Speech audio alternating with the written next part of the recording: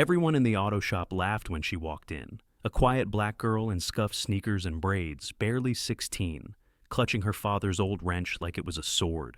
The boss dared her to fix what even his top engineers couldn't. Cameras rolled, eyes narrowed. They expected failure. But what they didn't know was that beneath that calm stare was a mind built from grease, grit, and genius. And what she revealed next didn't just fix the engine. It exposed a legacy, shattered a system, and made the entire country listen.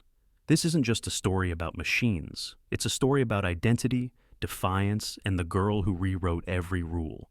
So, grab your seat, because what you're about to witness will leave you breathless. Aaliyah. James stepped through the front gates of Ridgewood High with the quiet poise of someone who had been forced to start over one too many times. Her skin glowed against the rising Tennessee sun, her curls pulled up in a neat high puff, and her clothes were simple: black jeans, a faded gray hoodie, and sneakers that had seen too many miles. She kept her head down, but there was a subtle fire in her eyes, the kind that smoldered quietly, waiting. It was her fourth school in just under 3 years, and although she'd grown used to being the new girl, it never got easier. She had promised her mother, Dr. Naomi James, a military trauma surgeon recently assigned to the county hospital, that she'd keep a low profile, avoid any conflict, and focus on simply blending in. Aaliyah understood. Her mother had seen enough battles for a lifetime and wanted nothing more than peace for her daughter. But peace was a fragile thing, especially for someone like Aaliyah, quiet on the outside, but built from years of silent wars and buried strength. Ridgewood High was nestled in a sleepy suburb where tradition lingered like mist and students moved in packs determined by lineage, last names, and Friday night touchdowns. As the first black girl to walk these halls in years, and certainly the only one from Atlanta, Aaliyah didn't need anyone to tell her she stood out. She could feel it in the long stares, the half-whispered jokes, the eyes that followed her down every hallway. But she wasn't here to impress anyone. She was here to survive. She walked into homeroom with her hands tucked in her hoodie pocket and took a seat in the back, her voice barely above a whisper when the teacher called roll. No one looked at her twice. Not yet. That illusion shattered by lunch. The cafeteria was a landscape of social landmines. Cheerleaders camped near the windows, football players roared at their own jokes by the vending machines, and a sea of indifferent students passed judgment with every glance. Aaliyah picked an empty corner table, unwrapped the sandwich her mom had packed, and tried to ignore the buzz in the room. It was only minutes before she heard footsteps, 3 boys approaching with the slow, deliberate swagger of those who thought they owned the world. At the center was a tall white boy with an all-American face, sharp jawline, and an ego that could be seen from space.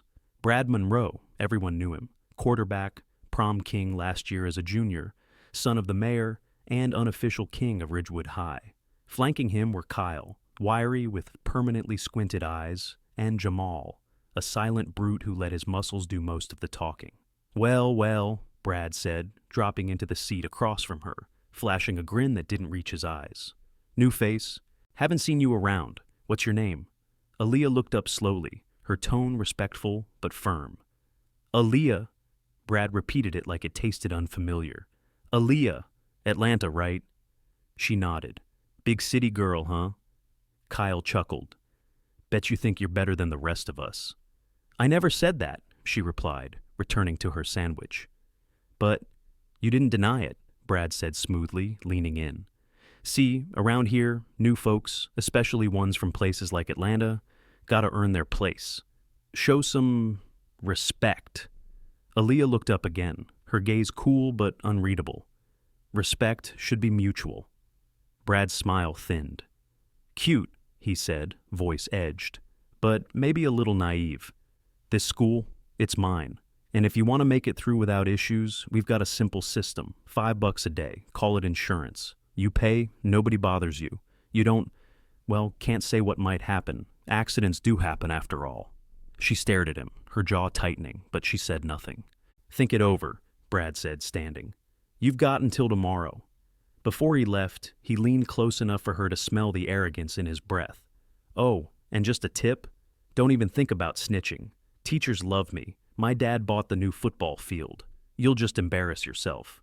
As they walked away laughing, Aaliyah remained seated, her hands now clenched into fists under the table. She could end this now. She had the training, the instinct. She could have flipped Brad over his own chair before he could blink. But she'd made a promise. She walked home that afternoon, with the conversation replaying in her mind like a broken record. She'd handled worse back in Atlanta, but here, there were expectations to be the good girl, the quiet girl. Her mom was already home, apron on, humming softly as she stirred something on the stove. "Hey, sweetheart, how was your first day?" "Fine," Aaliyah said, dropping her bag. "Just a lot to take in." Naomi gave her a long look, her trained eyes catching what her daughter didn't say. "If anything happens, I'm okay, Mom," Aaliyah interrupted quickly. "Really?" That night, she lay in bed, wide awake, staring at the ceiling. Her fingers itched for the feel of hand wraps, for the calm discipline of the dojo. Back in Atlanta, she was known, respected. Not because she sought attention, but because people knew better than to test her. Here, they didn't know, and that ignorance was dangerous. The next morning, just as she stepped into school, Brad and his crew were waiting near the stairwell, like wolves at a choke point. "So," he said, arms crossed, "have we reached an agreement?" Aaliyah's voice was firm. "I'm not paying you anything." Brad's smile dropped. "Say that again?" I said no. For a second, silence fell like a stone. Then Brad chuckled, but it was cold. "You're gonna regret that." He stepped aside, but not before muttering, "Don't say I didn't warn you." From that moment, it was open season. They shoved her in the hallway. Kyle knocked her books from her arms, stepping on her pages with a sneer. Jamal bumped her into lockers, hard enough to make her shoulders scream in pain. Teachers looked the other way. No one dared speak up. At lunch, Brad returned, this time with half the football team flanking him. He spoke loud enough for everyone to hear. "Seems our new city princess doesn't understand tradition. Thinks she's too good for our way of doing things." He picked up her tray and tilted it, letting steaming soup fall into her lap. The cafeteria erupted in laughter. Phones came out. "Oops," Brad said, mock surprised. "Clumsy me." Aaliyah sat frozen, hot soup soaking into her jeans, her skin stinging.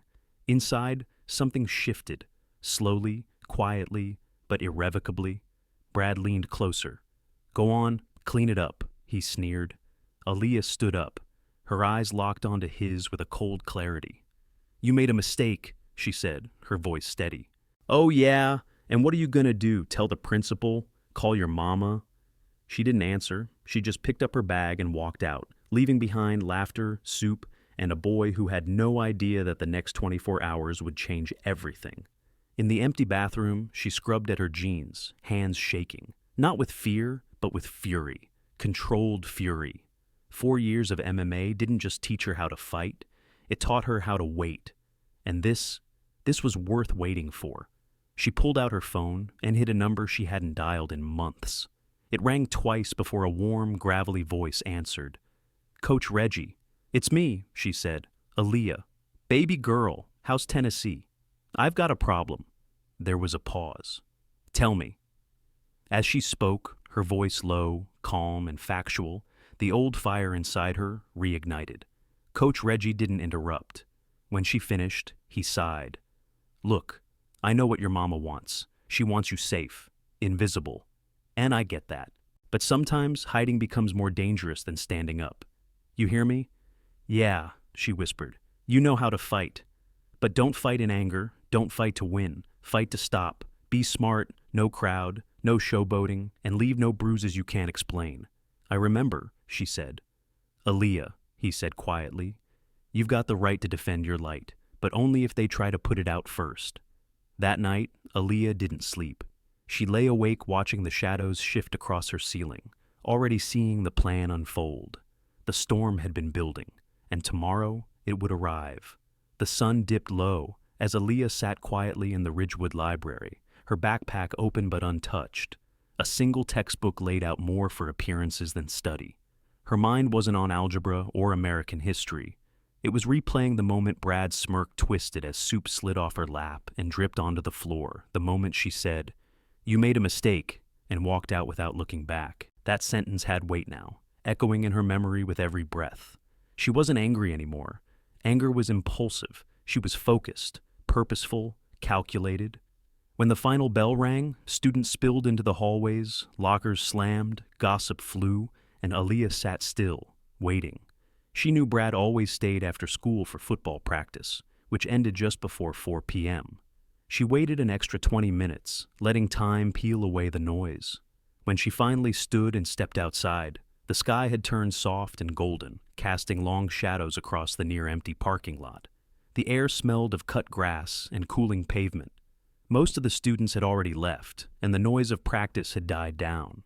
The lot stretched ahead like a stage, open, empty, and perfect. She walked toward the athletic wing, her step steady, heart calm. Through the windows, she could see Brad in the distance, emerging from the locker room, duffel bag slung over his shoulder, earbuds in, alone. Right on time. "Brad!" she called out, her voice cut through the silence like a tuning fork. He turned, surprised, then grinned like a wolf spotting easy prey. "Well, well," he said, cocking his head, removing one earbud. Soup Girl's back for seconds. Aaliyah stepped closer, the distance between them closing to nothing but tension and concrete. "I need to talk," she said, calm and even. "Talk? Baby girl, unless you're ready to start paying your dues, I've got better things to do." "No," she said firmly. "We settle this. Here, now, one-on-one." Brad blinked, then chuckled. "Settle? What are you proposing? An actual fight?" She nodded. "You win, I'll pay $10 a day, not 5. I'll do whatever you say. But if I win, you leave me alone. Forever. You apologize in front of everyone." He laughed full and hard, tossing his duffel bag to the ground. "You want to fight me? You serious right now?" "I've never been more serious." Brad looked her up and down, sizing her up like a coach scouting a freshman. "You weigh, what, 100 pounds soaking wet? I bench 300. I've been playing football since middle school. You're out of your mind." "Then you've got nothing to worry about," Aaliyah said, her voice soft but lined with steel. Something in her tone made him pause, not fear, but doubt. Still, pride outweighed caution. "Fine," he said at last. "No rules?" "No rules," she agreed. Brad rolled his neck, cracked his knuckles, and took off his hoodie, revealing a chiseled frame sculpted by hours in the gym. He smirked at her, sure this would be over in seconds. Aaliyah merely slipped off her jacket, revealing a plain white tee, her arms relaxed at her sides, her eyes never leaving his. "Last chance to back out," he sneered. "Thanks," she replied, "but you'll need it more." He charged like a linebacker, leading with a right hook meant to intimidate and end the game before it started. But Aaliyah didn't flinch. She moved with a dancer's grace and a fighter's reflex, shifting a half step to the left, letting his punch slice through air. Her right forearm came up and deflected the swing with surgical precision. Before Brad could register what happened, her left fist rocketed forward and landed squarely in the soft spot beneath his sternum, the solar plexus. The sound that came out of him wasn't a cry or a scream, just a choked grunt, the sound of air abandoning his lungs in betrayal. He doubled over, hands on his knees, gasping like a fish stranded on a dock. Panic filled his eyes, his legs gave way, and he dropped to his knees in front of her. "What the hell was that?" he wheezed. Aaliyah looked down at him, not triumphant, just calm. "First rule of combat," she said, her voice low. "Never underestimate your opponent." He tried to rise, but his muscles refused to cooperate. That single strike, measured, controlled, was enough to knock the wind from a quarterback without leaving a mark. "You box or something?" he asked, trying to recover his dignity. "Mixed martial arts," she replied. 4 years, state champion in Georgia, 26 fights, 24 wins. Brad's jaw dropped. "Why didn't you say anything?" "Because I didn't want to be feared. I just wanted to live." She stepped back, giving him space. "But you didn't give me that chance." He stared up at her, suddenly seeing the girl he mocked in a different light. Not a victim, but a storm in human skin. "Look," he started, "I didn't know." "That's the problem," she said. "You thought being louder made you stronger. You thought my silence meant weakness. You were wrong." She stepped closer again, her shadow falling over him. "Now you have a choice. Keep your word and apologize. Or I make sure everyone sees what happens when you try this again, with cameras." Brad blinked, realization crashing down like weight. "Okay," he said, breath still shaky. "Okay." She turned to walk away but paused, looking over her shoulder. "And Brad, if I see you mess with anyone else in this school, if I even hear a whisper of it, next time I won't hold back. Understand?" He nodded, still clutching his ribs, watching the girl he once laughed at disappear into the twilight like a ghost made of thunder. He stayed there on the pavement long after she'd gone, surrounded by silence and the crumbled remains of his pride. At that exact moment, Ridgewood High shifted, quietly but forever. The next morning at Ridgewood High unfolded like any other, with the steady rhythm of lockers slamming, sneakers squeaking against tile, and the dull murmur of students swapping gossip and half-finished homework answers. But something in the air had shifted. Whispers spread like wildfire. Brad Monroe, the golden boy of Ridgewood, the walking emblem of invincibility, had been seen limping out of the parking lot the night before, eyes wide and humbled, face pale with something no one had ever associated with him before: fear. By mid-morning, the rumors evolved into legends. He was crying. No, he was just out of breath. Dude, she knocked him out cold with one punch. No matter how exaggerated the details became, the core remained unshakable. The new black girl from Atlanta had stood up to Brad. And won. And then, at exactly 10:15 a.m., just as the second period bell rang, it happened. Brad, still sore, his ego stitched together with trembling hands, walked up to Aaliyah in the center of the hallway, surrounded by students holding their breath, phones half raised, mouths ajar. And in front of everyone, he spoke, not with his usual smirk or the arrogance of someone who thought rules didn't apply to him, but with the tremor of someone who had been brought face to face with truth. "Aaliyah," he said, voice just loud enough to hush the hallway. "I was wrong. What I did in the cafeteria was cruel, and I'm sorry." Silence reigned for a moment, as if the entire building had blinked at once. Aaliyah, calm and composed, nodded once. "Thank you," she said, and that was it. No fireworks, no round of applause. Just a quiet moment where the foundation of Ridgewood's unspoken power structure cracked open. From that day on, the tides shifted. Brad and his crew didn't just back off. They transformed into silent enforcers of peace. If someone tried to mock a freshman, Kyle shot them a look. If Jamal saw shoving in the hallway, it stopped. No one said it out loud, but everyone knew. Ridgewood had a new law, and it wore curls and a calm gaze. A week later, a group of girls approached Aaliyah during lunch.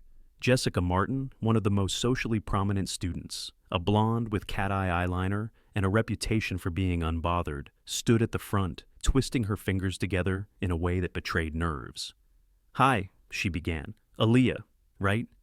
Aaliyah looked up from her tray, nodding once. Jessica hesitated, glanced at the two other girls beside her, then back.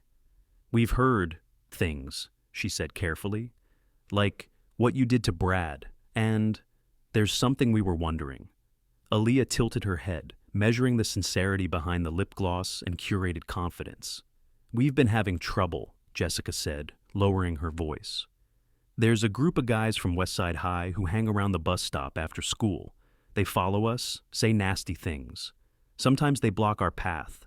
Last week, one of them tried to grab my arm." She swallowed. "We can't really tell our parents. They'll just pull us from everything. And the teachers say they can't do anything since it's off-school property." Aaliyah looked into her eyes and saw it. Not just fear, but shame. The shame of being powerless, of not knowing what to do. And more than that, the need to believe that someone, anyone, might be able to stop it. "How many?" Aaliyah asked. "5, Jessica replied. "All guys, big, maybe seniors. They come in a car and park across the street." "And how many of you?" 4. We try to stick together." Aaliyah nodded slowly. "I'll be there after school," she said. Jessica blinked. "Wait, really? What are you going to do?" Aaliyah met her gaze with unwavering steadiness. "Whatever the situation requires." At 3:45 p.m., Aaliyah sat calmly on the wooden bench beside the bus stop, a tattered paperback in her hands, eyes flicking up every few seconds. The sun cast long shadows down the road, and the breeze stirred her hair like the whisper of something waiting. Jessica and her friends stood a few feet away, trying to act casual, but their anxiety hung in the air like electricity before a storm. Then came the rumble of an engine. A black SUV pulled up, the bass of its stereo rattling the windows of a nearby corner store. 5 boys emerged, tall and athletic, dressed like they thought the world owed them respect just for existing. The leader, a blonde with a neck tattoo and a grin built on cruelty, spotted the girls and swaggered forward. "Look who's here," he drawled. "Miss Ridgewood royalty." "Leave us alone, Travis," Jessica said, her voice firmer than she felt. "We're just waiting for the bus." "Exactly," Travis said, stepping closer. "So are we." He reached toward her face with mock tenderness. "Missed you yesterday." Jessica recoiled, but his friend stepped behind her, cutting off escape. That's when Aaliyah stood. She walked toward them with the same measured pace she had used in the parking lot with Brad. No fear, no hesitation. "Excuse me," she said. "You're in the way." Travis turned to her, his grin faltering as he took in the calm steel in her expression. "And who the hell are you supposed to be?" "I'm a student here," she said evenly. "And these girls are my friends." "Well, little hero," Travis mocked, "this is none of your business. Walk away before you get hurt." "You should think very carefully," Aaliyah said quietly, "about what you just said." One of the other boys laughed and moved behind her, reaching for her shoulder. "Let's see how brave she really is." He never got the chance. Aaliyah's elbow drove into his gut like a piston, hitting his solar plexus dead on. The boy crumpled without a sound, gasping for air as he hit the pavement. Travis blinked, confused, then enraged. "You little—" he snarled, charging. But he didn't make it 2 steps.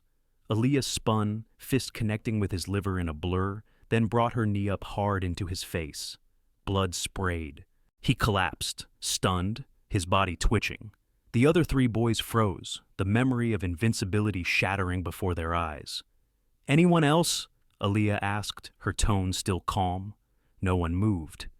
"Then leave," she said. "Take your friends and don't come back." They obeyed, lifting their groaning leader and disappearing into the SUV.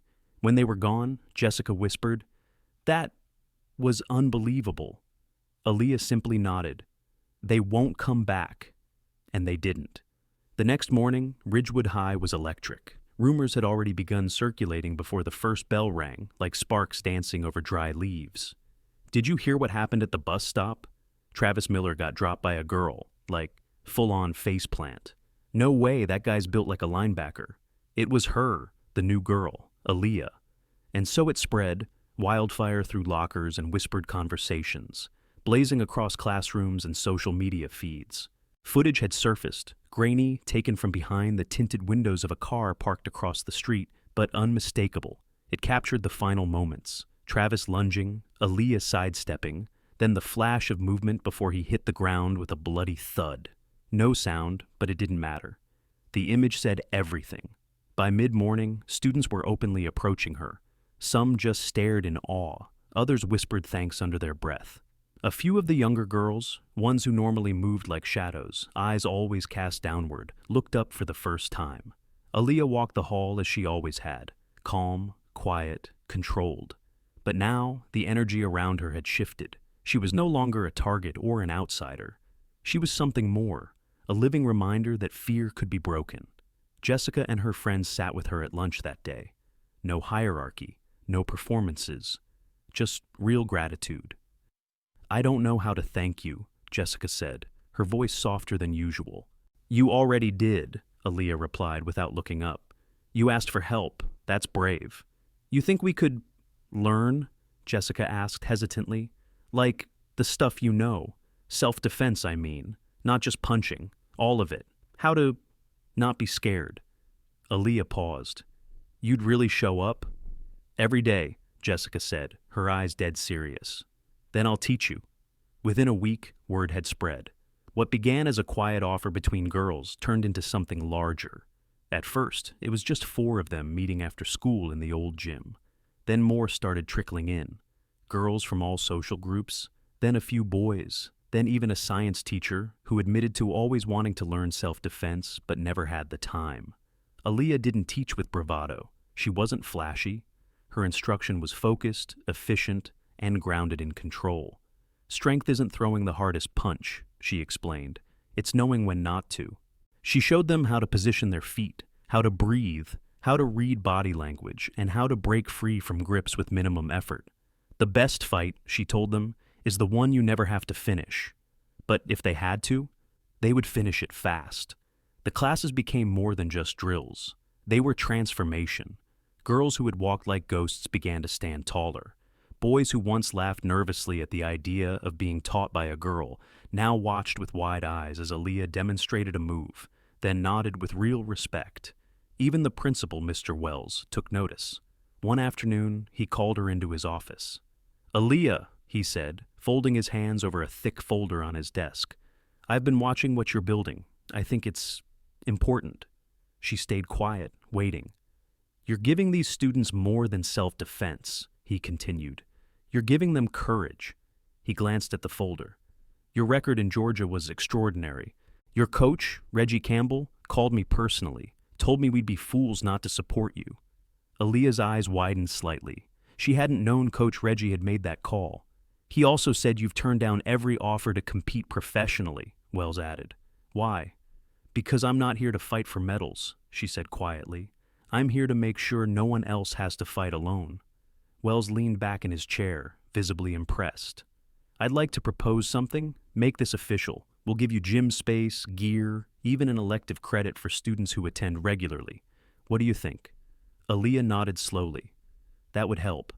That week, the program became part of Ridgewood's official after-school activities. The response was overwhelming. Parents sent thank you emails. Students signed up in droves. Even local news caught wind of it and requested to cover a session. But Aaliyah declined. "This isn't a show," she said. "It's a shield." One afternoon, as class ended and students packed up, Jessica lingered. "Hey," she said, brushing her hair behind her ear. "Can I ask something?" Aaliyah nodded. "Why didn't you ever brag about this? You could have been a legend from day one." Aaliyah looked out the gym window. "Because power that needs to be proven isn't power at all. It's ego, and I'm not here for ego." Jessica smiled, slowly understanding. "You're different." "No," Aaliyah said softly. "I just got tired of pretending to be less than who I am." As students trickled out, the gym dimmed with the setting sun, casting long shadows across the padded floor. Aaliyah remained behind, wrapping up the mats in silence, her movements thoughtful. She had come to Ridgewood hoping to disappear, to shrink into a version of herself that didn't attract trouble. But that version was never real. It was armor. Now, finally, she was shedding it. And in its place stood something stronger. Truth. And the truth didn't need to shout to be heard. It wasn't long before the tremors of Aaliyah's influence began reaching beyond the walls of Ridgewood High. One Monday morning, as she walked into school, students shifted slightly to make room in the hallway, not out of fear, but out of a growing respect that had quietly replaced mockery. Eyes followed her, not with judgment, but with hope, curiosity, even admiration. It was a strange new normal, and though Aaliyah moved with the same quiet confidence as before, she felt the weight of it building, like a storm coiling far beyond the horizon. Then, in early November, that storm broke. A headline appeared on local news. Westside senior arrested for assault outside school grounds. The name beneath it sent ripples across town. Travis Miller, the same boy Aaliyah had dropped at the bus stop weeks ago. The same boy who had strutted through school corridors like a god and left blood on the pavement when he crossed the line. But this time, it wasn't words or threats or a cheap grab. It was real. He had attacked a girl from a nearby district, and this time, he had gone too far.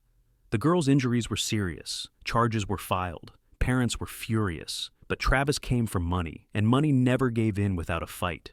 His father, Douglas Miller, a local businessman with deep pockets and deeper influence, hired top-tier attorneys and launched a counter-offensive that shocked everyone. Their strategy? Paint Travis as a boy pushed over the edge. Their target?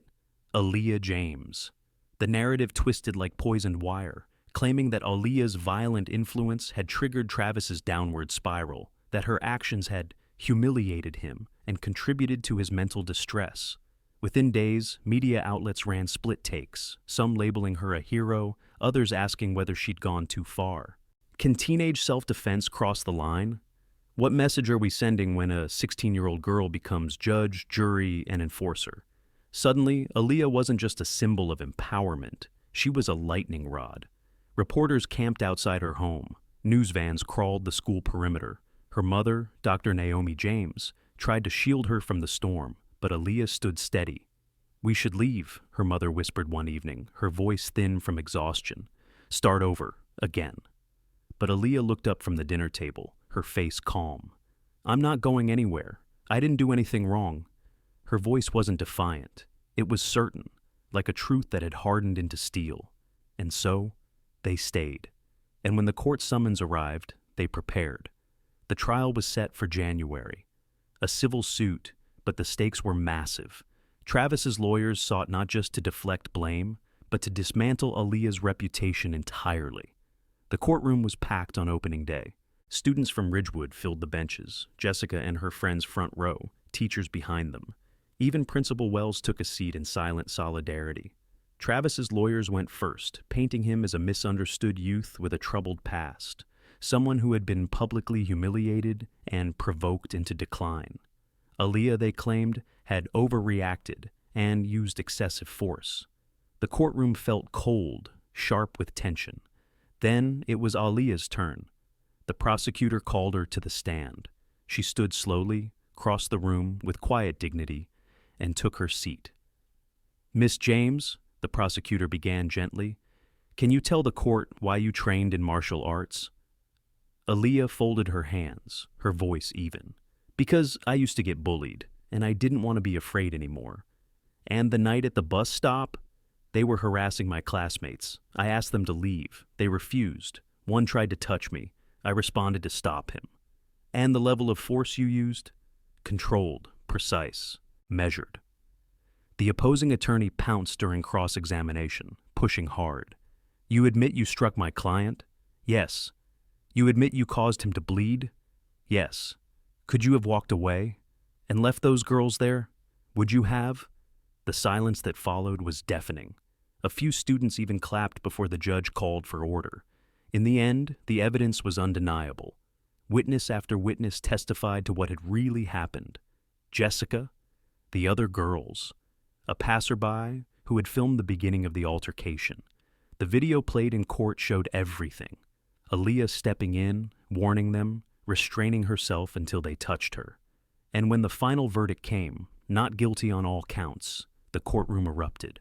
Aaliyah exhaled, not in victory, but in relief. Outside the courthouse, a new crowd waited. Cameras, microphones, parents, kids, and something else, gratitude. The next day, a letter arrived at Aaliyah's doorstep. No return address. Just a folded paper inside, written in shaky pen.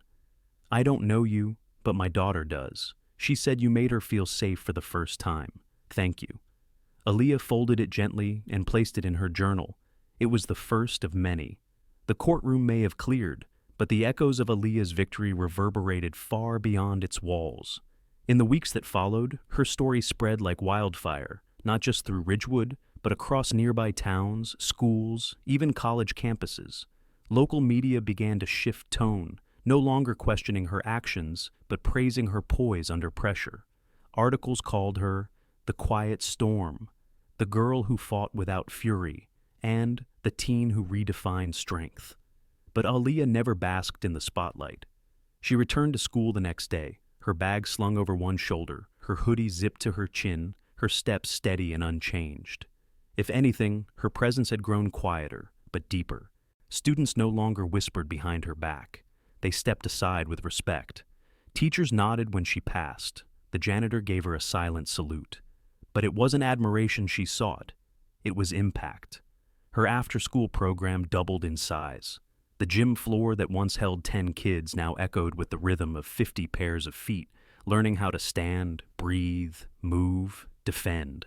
Boys who once scoffed now watched her every instruction, eager. Girls who had once curled into themselves now laughed louder, stood taller. The class was no longer just a training space. It was a sanctuary. And Aaliyah, though still young, had become something more than a teacher. She was a protector, a guide. And one afternoon, as she was closing up after a session, she was summoned to the principal's office once again. This time, Mr. Wells wasn't alone. The room was filled with unfamiliar faces, members of the school board, local council representatives, and one woman in a smart suit who introduced herself as a liaison for community youth programs. They had a proposal. "We want to expand your program," she said. "Officially. Partner with other schools. Maybe even bring in sponsorship. You've changed this place, Miss James.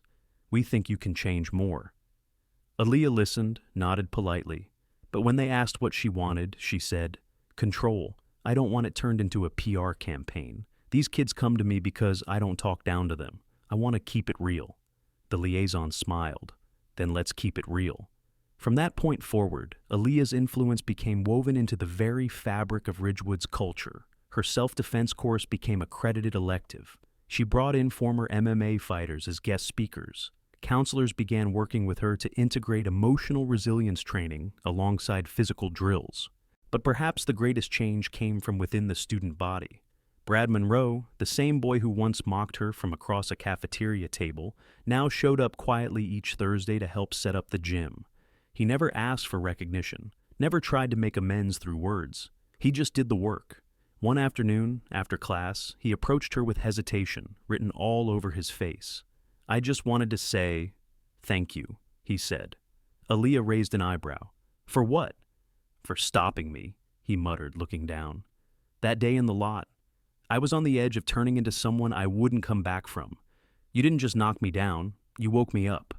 She didn't respond with a hug or forgiveness. She simply nodded. That was enough. And for Brad, it meant everything. Slowly, quietly, the bullies vanished. Not just physically, but culturally. A new code had taken root, one of protection, accountability, community. Aaliyah had rewritten the rules without needing to ask permission. And even though she never craved credit, the impact was undeniable. But not everyone was ready to let the past go.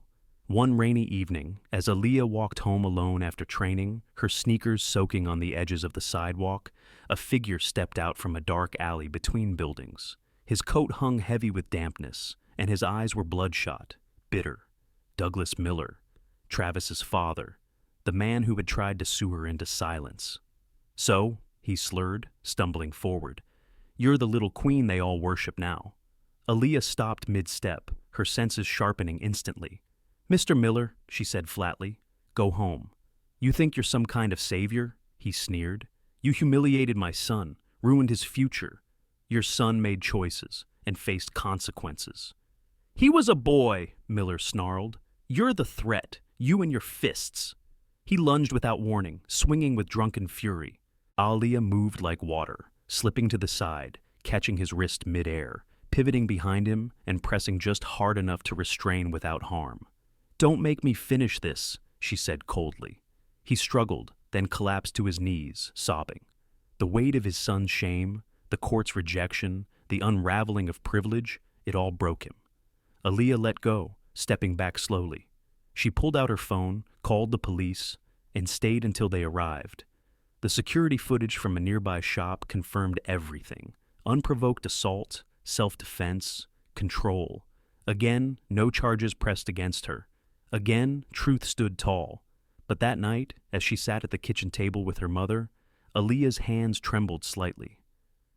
What if the next one's not drunk? What if he has a weapon? What if next time it's not just me out there? Dr. Naomi James reached across the table and placed her hand over her daughter's. "Then you do what you've always done. You stay sharp, you protect others, and you never forget who you are." Aaliyah nodded, the fire behind her eyes dimmed for now, but never out. Because she knew something the world had only begun to understand. When you stand up for others, you carry more than your own weight. You carry hope. By the next morning, word of the incident with Douglas Miller had already spread, carried on digital winds and breathless retellings. But unlike before, there was no firestorm, only a deeper, firmer respect. Students didn't just see Aaliyah as the girl who could fight. They saw her as the girl who knew when not to, a protector not just of people, but of principles. Teachers greeted her in the hallways, not just with nods, but with gratitude. Parents began to inquire about her classes, some asking if she offered weekend sessions for their younger children. And soon, what began as an after-school effort became a district-wide initiative. Other schools sent representatives to observe, take notes, learn. Aaliyah met them all with the same composure she'd carried from the start, never overwhelmed, never dismissive, only precise, focused, and fiercely present. One Thursday afternoon, Principal Wells called a full school assembly. The bleachers in the gym filled with students from every grade. Teachers stood along the walls, some arms folded, others leaning forward in anticipation. Wells stepped to the microphone and cleared his throat. "We are gathered today not just to celebrate an individual," he began, "but to recognize a shift, a transformation in our culture. Ridgewood High is not the same school it was a year ago, and we have one young woman to thank for that." There was a pause, followed by applause, swelling louder as he motioned to Aaliyah, who stood off to the side. She walked to the center slowly, not out of hesitation, but with the weight of understanding that this wasn't a performance. It was acknowledgement. The mayor stepped forward next, holding a small velvet box. "By the authority of the Ridgewood City Council," she announced, "we award Aaliyah James the Medal for Youth Leadership and Civic Courage, the youngest recipient in our town's history." Flashbulbs clicked. Students rose to their feet. Some clapped, others cheered. A few just stood in quiet awe. Aaliyah accepted the medal with grace, then took the mic, scanning the sea of faces before her. Her voice, when it came, was soft but unwavering. "I didn't come here to lead," she said. "I came here to disappear, to try and live quietly. But silence doesn't protect anyone, not you, not the people around you, and not the parts of yourself that are meant to shine. I've learned that strength isn't about being feared. It's about being dependable, being someone others can count on when it matters." She paused, eyes scanning the crowd again. "We all have something in us that makes us powerful. It's not always a punch or a chokehold. Sometimes it's just saying no. Sometimes it's just standing by someone who's alone. Real power is responsibility, and I believe everyone here is capable of it." As she stepped back, the room exploded into applause again, not the kind that fades with the moment, but the kind that stays in the soul. Over the next few weeks, applications for Aaliyah's classes multiplied. The school hired additional instructors, but Aaliyah remained the core. She taught not just moves, but mindsets. "The first strike is confidence," she'd say, "and the last move is restraint." And as winter melted into spring, the atmosphere at Ridgewood became something no one had expected: protective, inclusive, even hopeful. Students watched each other's backs. New kids were welcomed, not tested. Bullies didn't vanish. They adapted, softened, learned. And when fights did break out, they ended faster, often because someone remembered what Aaliyah taught. In late March, a small documentary crew arrived from a national education nonprofit. They'd heard of the girl who transformed her high school and asked for permission to film a segment. Aaliyah initially refused. "I'm not a symbol," she said. "I'm just doing what I think is right." But after some persuasion and the promise that the story would focus on the impact, not her spotlight, she agreed. The piece went viral. Within a week, letters and messages poured in from across the country. Kids who'd been bullied wrote about finally speaking up. Parents wrote about daughters who no longer walked with their heads down. One message arrived in a soft pink envelope, handwritten in uneven loops. "Dear Aaliyah, I used to think I was just weak. But then I saw you. I told my big brother what was happening. He helped. Thank you for showing me that being quiet doesn't mean you can't be brave." Aaliyah kept the letter in her journal. She didn't reply. There were too many. But she read each one, letting the words stitch themselves into her story like threads of fire and grace. Still, through it all, she remained unchanged. Not louder, not showier, just steadier. She walked the halls with the same posture, taught each class with the same devotion, and every night looked in the mirror with the quiet satisfaction that she no longer had to hide. She was no longer surviving. She was leading, and the girl who once begged to blend in had become a beacon, not because she fought, but because she stood. A few weeks later, as spring settled gently over Ridgewood, a new announcement rolled through the school, one that would change the trajectory of Aaliyah's journey once more. A regional mixed martial arts federation was coming to town to host an exhibition event, open to the public and local students, complete with scouting opportunities for rising talent. Posters appeared overnight, plastered across hallways and lockers, promising guest appearances from pro fighters, light sparring matches, and talent showcases. Aaliyah took one look and kept walking. Her path was clear. She wasn't here to compete, not anymore. She didn't crave applause or medals, but word of her reputation had traveled far, and by the afternoon of the event, Ridgewood students had one shared idea. They wanted Aaliyah to step into that ring. She arrived at the sports center with Jessica and a few classmates, planning only to observe, to support others, to remain in the background. But as soon as she stepped through the double doors and entered the warm, echoing space filled with mats and cheers, whispers began rippling. "That's her. That's Aaliyah James. She's the one who took down Travis Miller." A crowd of students from Ridgewood High started chanting her name softly at first, then louder. "Aaliyah! Aaliyah!" A man in a black warm-up jacket approached. He was broad, built like an oak tree, and had the calm eyes of someone who'd seen hundreds of fighters rise and fall. "I'm Mike Rotner," he introduced himself. "Used to fight in the pro circuit. I'm helping run this show. You really the state champ from Georgia?" Aaliyah nodded slowly. "I was. You still train?" "Every day." "Good," he said, pointing toward the ring. "We've got a young pro here, Kelly Rose. She's 20, has 4 wins under her belt, nothing too heavy today. Just a light spar. Protective gear, no headshots. Want to show the crowd something real?" Aaliyah looked at her friends, at Jessica's eyes glowing with belief, at the crowd holding their breath, and realized that this wasn't about her anymore. It was about what she represented. "All right," she said, her voice low but certain. They wrapped her hands, fit her with gloves and headgear, and she stepped into the ring under the bright overhead lights that made the space feel suddenly smaller, more sacred. Kelly Rose, tall and confident, gave a respectful nod. "No pressure, kid. It's just an exhibition." Aaliyah returned the nod. "That's all I need?"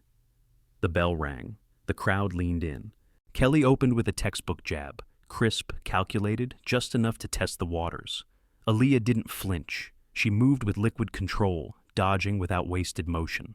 Another jab, a feint, a kick aimed toward her ribs. Aaliyah caught the kick with both hands, pivoted her hips, and swept Kelly off her feet, sending her to the mat with a soft thud that drew gasps. Without hesitation, she dropped into position, locked Kelly in a clean ground transition, and applied a textbook chokehold, not tight enough to injure, but precise enough to end the match. 3 seconds later, Kelly tapped. Silence. Then an eruption of applause. Students screamed her name. Coaches exchanged stunned glances. Mike Rotner entered the ring, eyes wide. "Where did you learn to move like that?" "Atlanta," Aaliyah said. "Master Reggie Campbell's gym." Rotner nodded, impressed. "He's one of the best. You've got something rare, control and instinct. You ever think about going pro?" Aaliyah glanced at the crowd, saw her mother near the back, standing with quiet pride, and shook her head. "Not now. Right now, I've got something more important to build." That night, the footage went viral. News outlets picked up the clip. Headlines followed. Teen girl humiliates pro in sparring match. High school hero shows what real strength looks like. But Aaliyah, as always, stayed grounded. She returned to school the next morning, just as she had the day before. Hoodie, notebook, quiet steps. And when her classmates cheered, she smiled faintly, but said nothing. What mattered wasn't the fight. It was what the fight awakened. Dozens of students, many who had never spoken to her before, approached her with a new kind of request. "Can you teach me? I want to feel like that, strong, like I can protect myself. I don't want to be scared anymore." And Aaliyah knew, with absolute clarity, that this was the real reason she stepped into the ring. Not to win, but to open a door for others who'd spent too long locked in fear. In the days that followed the exhibition match, the name Aaliyah James became more than just a whisper in Ridgewood. It became a standard, a presence, a quiet force etched into lockers, hallway chatter, and even faculty lounges. But Aaliyah didn't let the noise distract her. She doubled down on her mission. The after-school training sessions that once fit into a single gym room now required 3. Her mother, Dr. Naomi James, started volunteering to supervise, and former students who'd graduated returned to help teach younger kids. The program was evolving into something bigger, something closer to a movement. That's when the letter arrived. It came in a plain white envelope, hand-delivered to the school, marked only with a crimson seal. State Department of Youth, Justice and Safety. Aaliyah was summoned to a statewide summit in Atlanta as a youth leader and guest speaker, a platform that brought together students, officials, educators, and law enforcement to discuss violence prevention and youth empowerment. The invitation stunned her. Public speaking was never her dream. Her work was done in movement, not microphones. But Principal Wells looked her in the eye and said, "Your story doesn't belong to you anymore. It belongs to everyone who needs to hear it." And so, a week later, Aaliyah stood backstage behind velvet curtains, listening to the booming applause that followed the speaker before her. Her palms were damp. Her heart felt like a drum in a tight chamber. Then her name was called. Aaliyah James, Ridgewood High School, student leader, martial artist, and founder of one of the most effective peer-led anti-bullying initiatives in the state. The spotlight hit her like sunlight through storm clouds. As she stepped out onto the stage, 1,000 eyes met hers, faces young and old, black and white, nervous and curious. She took a breath and began. 3 years ago, I moved here to disappear. I wore big hoodies, kept my head down, and made myself small because the world taught me that silence was safety. But silence isn't safety, it's surrender. She paused, scanning the crowd. I didn't want to fight. I wanted peace. But peace isn't given. You build it. You bleed for it. You show up for it when it's easier to walk away. And most of all, you teach others how to protect it. The room was silent, but it wasn't the kind of silence that came from apathy. It was reverence, the kind that follows truth. Aaliyah's voice never wavered, even when she told the harder parts, about Travis, the threats, the courtroom, about Douglas Miller in that rainy alley, and about how even strength feels fragile when you're standing alone. But then she pivoted. I wasn't alone for long. People saw me, stood with me, fought with me, not with fists, but with words, with choices, with action. And I learned that the most powerful thing you can give someone isn't protection, it's permission. Permission to believe in their worth. When she finished, the room rose in waves, clapping, cheering, some even wiping tears. Not because she had shared pain, but because she had turned it into something purposeful.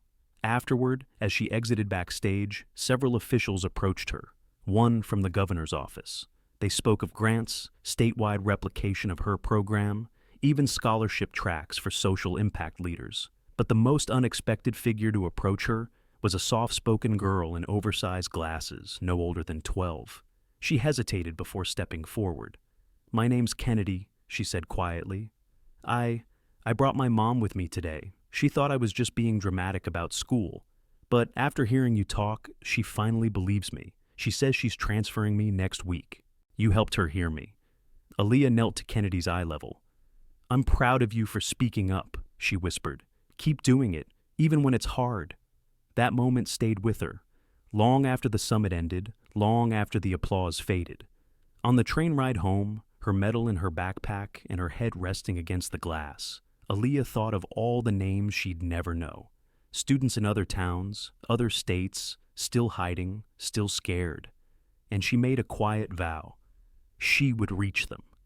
Not through fame, not through force, but through fire and softness combined. A whisper turned into a shield, a movement born from a single, reluctant voice. When Aaliyah returned to Ridgewood, something had shifted, not in the students, not in the school, but inside her. The summit hadn't just amplified her voice, it had anchored her purpose. She walked through the school's front doors that Monday morning, not as the girl who once sat alone at lunch or stayed quiet during roll call, but as someone whose presence made space for others. And space was something she now knew how to create intentionally. One of her first moves after returning was to start a new initiative, the Watch Line, a student-led peer hotline for kids facing bullying, abuse, or silent battles no one saw. Staffed by volunteers she personally trained in empathy, de-escalation, and listening, it wasn't about reporting, it was about reaching. And within days, the Watch Line phone started ringing. Students who had never spoken a word in class found their voices in that safe space. Secrets spilled in halting sobs, in hurried whispers from locker rooms and bathroom stalls. Aaliyah handled each with the gravity of a soldier holding broken glass. She never judged, never rushed, only listened, then built bridges, connecting kids with counselors, parents, even trusted teachers. But not everyone welcomed the rising tide of Aaliyah's influence. A pocket of older students, mostly seniors who once thrived in chaos and hierarchy, felt their power slipping away. Among them was Caleb Brockton, captain of the wrestling team, known more for intimidation than athleticism. His ego bruised by Aaliyah's rising status, he began to undermine her quietly, mocking the watchline, spreading rumors, calling her Saint Aaliyah with a venom-laced smile. Aaliyah ignored him at first, but the tension mounted. One afternoon, while she was leading a workshop for new volunteers, Caleb stormed in. "You think you're saving people?" he spat in front of 20 wide-eyed students. "You're just playing hero in a school full of cowards. This isn't self-defense, it's a popularity contest." A hush fell over the room. Aaliyah stood slowly. She didn't raise her voice. "You're angry because people stopped being afraid of you," she said, "because we learned we don't have to fight fire with fists." Caleb stepped forward, jaw clenched. "You want to prove something? Spar with me. Just you and me, one round, no soft rules."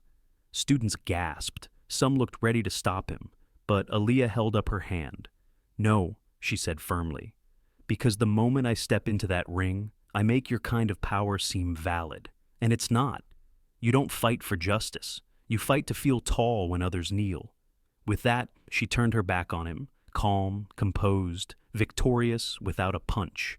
Caleb stood frozen, disarmed by the refusal. And in that silence, someone began clapping, then another. Then the room echoed with applause, not for a fight, but for its absence. Caleb left humiliated, and days later, he withdrew from the wrestling team altogether. Aaliyah's example had created a ripple, one that reshaped how students perceive strength. The watchline expanded, gaining recognition from other schools, even a small feature on local news. Parents reached out, offering support. One retired therapist offered pro bono training for volunteers. Meanwhile, Aaliyah's mother received a call from a private foundation that awarded grants for youth-led justice initiatives.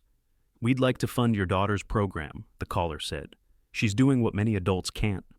That evening, as Aaliyah sat with her mom in their small living room, she looked at the check.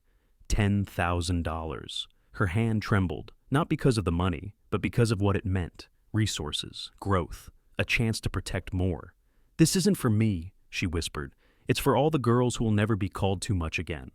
For speaking, for standing, for saying no." Her mother placed a hand on hers. "Then use it. Show them what a quiet revolution looks like." And Aaliyah did. That very night, she opened her laptop and began drafting the blueprint for Watchline 2.0, complete with a mentorship arm, self-defense scholarships, and outreach to middle schools. The girl who once feared her own shadow was now casting one big enough for others to stand beneath, safely. Weeks later, just as Ridgewood High began winding down for summer break, Aaliyah received an envelope that bore the seal of something far more serious than a school award or local sponsorship. It was from the Department of Civil Rights Youth Advocacy Division. Inside was an invitation not only to attend their national summit in Washington, D.C., but to speak as the closing keynote. The theme? Youth Voices Rebuilding Justice. She stared at the words for a long moment, then slowly smiled, not out of pride, but out of recognition. The girl who once whispered her truth in private was now being asked to roar it in the Capitol. Her mom teared up when she read it. Jessica screamed so loud the neighbors peeked over the fence, but Aaliyah, ever grounded, just whispered, "I'll carry them all with me." And she meant it. Every student who had cried on the watchline, every girl who had been cornered in locker rooms, every kid who once believed they were powerless. When she arrived in D.C., the marble buildings and sharp suits didn't intimidate her. What shook her wasn't the stage or the spotlight, but the silent weight of those who came before her. Activists, dreamers, fighters who'd walked these halls decades before. Her hotel room was quiet the night before the speech. She stood before the mirror in her blazer and slacks, her hair braided back with the same black ribbon her mother used to tie for church when she was little. She whispered to her reflection, "Speak like they're listening, because this time, they are." The next morning, the room was packed with leaders, journalists, senators, students from across the country. As she stepped onto the stage, the murmurs faded. Then, stillness. She paused for a beat, then began. When I was 13, someone told me that being strong meant being silent, that surviving meant shrinking, that justice only came to those who already had power. But they were wrong. I found strength in the sound of my own voice, cracked, scared, but honest. I found justice in holding space for others when no one else would. And I found that power doesn't have to roar to be real. It can whisper and still change the world. Her words carried like music layered with thunder, gentle but undeniable. She told them about Ridgewood, about the girl who took on Travis Miller in silence and still won, about the day she refused Caleb's challenge because true power didn't need to punch, it needed to persist. She spoke of fear, of courage, of building a shield out of scars. And when she finished, there was a pause. Not hesitation, but awe. Then a standing ovation rolled through the hall like a tidal wave of recognition. Cameras flashed, reporters scribbled. But Aaliyah, again, stayed still, smiling only when she stepped backstage. A tall woman approached her then, graceful, in a dark green suit, eyes sharp with admiration. "My name is Diane Merritt," she said softly. "I sit on the National Committee for Educational Equity. I'd like to talk about launching Watchline across the country, with your permission, of course." Aaliyah blinked, unsure for a moment if she'd heard correctly. You want to take it national?" "Not without you," Diane smiled. "We want you at the table, your story, your leadership, your name." Aaliyah nodded slowly. For once words failed her, but her heart screamed yes. That night, back at the hotel, she sat on the bed, holding the ribbon in her hair like a lifeline. She sent a message to her mom. "We're changing the map, Mama." And in that quiet room, lit only by the city skyline outside the window, Aaliyah James, once a background shadow, had become the blueprint. Not just for Ridgewood, not just for Georgia, but for a generation raised to believe they weren't enough. She would be the one to show them they always had been. The summer sun cast long golden streaks across Ridgewood as Aaliyah returned home from Washington, D.C., her suitcase filled with more than clothes. It held binders, handwritten notes, signed agreements, and the kind of quiet power that doesn't just shape a life, but redefines a legacy. She stepped off the bus and was greeted by a sight that made her pause. The entire school courtyard had been transformed. Students from every grade stood shoulder to shoulder, holding signs that read, "Welcome home, Aaliyah, our hero. You spoke for all of us." Her mother stood near the center, tears sparkling in her eyes, holding a bouquet of wildflowers and one small homemade medal that read, "For courage beyond words." Aaliyah's knees buckled slightly, not from weakness, but from the emotional gravity of that moment. These weren't just cheers for her speech. They were declarations of change. The Watchline was now being piloted in 6 schools across 3 states. Grants were rolling in. A documentary team had even requested to follow her work through the next year. But, more importantly, the school that once saw her as an outsider now treated her as its compass. Later that afternoon, as she walked the hallways alone, her steps echoing softly off the polished floor, she stopped by the old gym, the place where it had all begun, where Travis had once cornered her, where she had chosen restraint over retaliation, where she taught her first self-defense class to 5 scared freshmen who didn't yet know they had voices. The door creaked open, and inside, a younger group of girls were practicing, under the guidance of Jessica, now proudly wearing a volunteer shirt with the words, "Train, Trust, Transform." Aaliyah didn't interrupt. She just watched, heart full. And as she turned to leave, a small voice called out, "Miss Aaliyah?" A little girl, barely 11, hair in tight curls, hands wrapped nervously in gauze, stood near the door. "Can I ask you something?" Aaliyah crouched down, smiled. "Of course," the girl whispered. "When did you stop being scared?" Aaliyah exhaled slowly. "I didn't," she said gently. "I just learned that being scared doesn't mean you're weak. It means what you're doing matters." The girl nodded like it was the answer she didn't know she needed, then ran off to join the others. That night, as Aaliyah sat on her porch beneath a violet sky, sipping sweet tea with her mother beside her, she reflected on the long road behind her, the humiliation, the doubt, the courtroom, the silence she once thought was survival. Now, that silence had been shattered by something louder than rage, purpose. Her story wasn't about revenge. It was about rebirth, about reclaiming space, about teaching the world that a black girl's calm does not mean compliance, and her smile is not surrender. Before going inside, she looked up at the stars, each one like a name she carried: Kennedy, Jessica, the dozens who'd called the watch line crying in the dark. And she whispered to the night, "They'll never have to walk alone again." The porch light flickered behind her like a signal from the future, bright, unwavering, because Aaliyah James, the girl they once laughed at, had become the light. Sometimes the most powerful revolutions don't begin with a shout, but with a whisper that refuses to fade. Aaliyah James didn't just repair a broken engine. She rebuilt trust, rewired justice, and became the voice for thousands who were never heard. Her story reminds us that strength isn't loud, it's consistent. It isn't brutal, it's brave. If her journey moved you, if her silence turned strength, inspired something deep within you, don't let it end here. Drop a comment, share this story, and subscribe for more powerful tales of courage, transformation, and justice. Because somewhere out there, another Aaliyah is waiting, and your voice might just be the one that helps her rise.